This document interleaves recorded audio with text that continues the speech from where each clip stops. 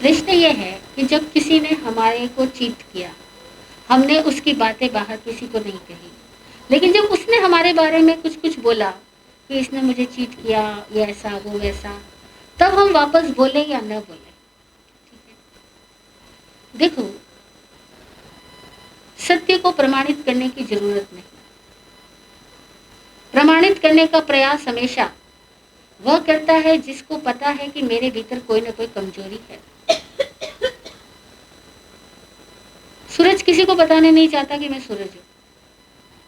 बोलते हैं, पुरानी कहावत है, हीरा मुख से कब कहे लाख हमारा मोल।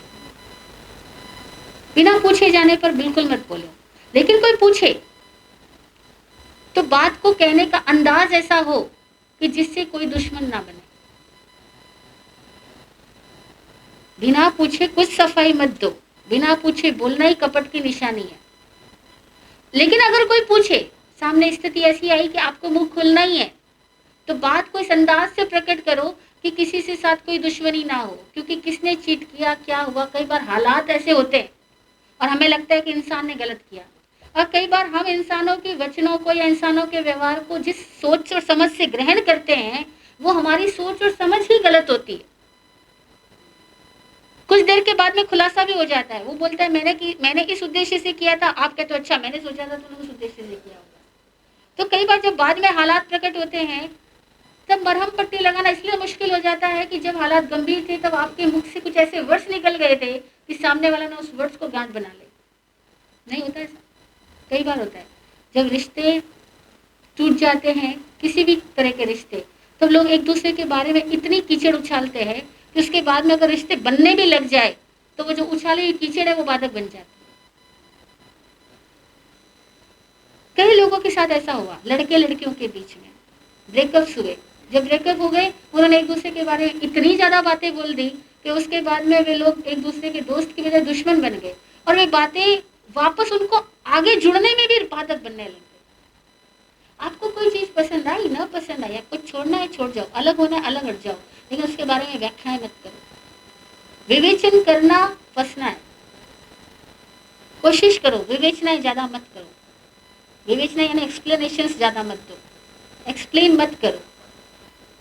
कुछ हो गया तो ऐसे ही बोलो, शायद इस टाइम ऐसा होना होगा, शायद हम में से किसी से कुछ गलती हो गई हो।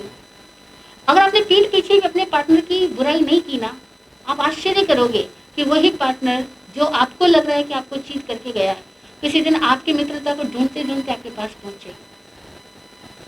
ये इतना विवेक आप में भी होगा, ये आप उसकी पीठ पीछे भी बुराई मत करो। ये विराट गुरु जी सिखाया करते थे कि अपने मित्र की, परिजनों के, रिश्तेदारों की, अथवा जिसने आपके साथ बहुत बुरा किया उसकी भी कभी पीठ पीछे भी बुराई मत करो, बल्कि उसका नाम भी आए तो बोले कि वो आदमी बहुत अच्छा है।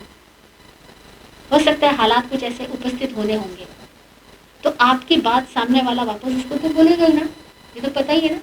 हम किसी को कुछ भी बोलते हैं, बातें घूम के अगले आदमी तक पहुंच ही जाती है, और जैसे ये बात उसके पास पहुंचेगी कि वो मेरा मित्र मेरे बारे में ऐसा बोल रहा था, मेरा पार्टनर ऐसा बोल रहा था, कि वो आदमी बहुत अच्छा है।